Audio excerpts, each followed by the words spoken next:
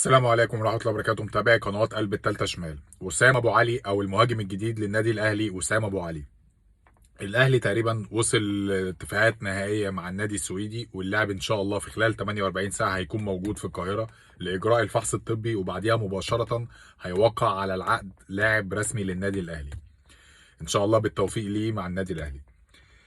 في حاجة تانية، في ناس كتيرة ما تعرفهاش ان اللاعب هيلحق يتأيد في القائمة الأفريقية للنادي الأهلي، وهيكون موجود مع النادي الأهلي في أول مباراة ليه مع شباب بلوزداد في دوري المجموعات من دوري أبطال أفريقيا، طبعا بعد عودة المنتخب رافع الكاس أفريقيا إن شاء الله. في حاجة تانية برضو عايز أتكلم فيها، موضوع اتحاد الكورة هيمد القيد لشهر فبراير أو لأ.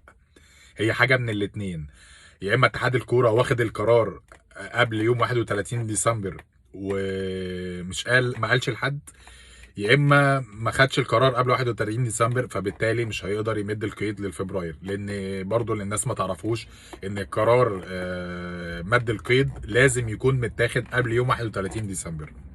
فزي ما قلت لحضراتكم، يا اما يكون القرار ده متاخد واتحاد الكوره ما ابلغش حد، يا اما يكون اتحاد الكوره مش واخد القرار، فبالتالي نهايه القيد هتبقى نهايه شهر يناير. السلام عليكم.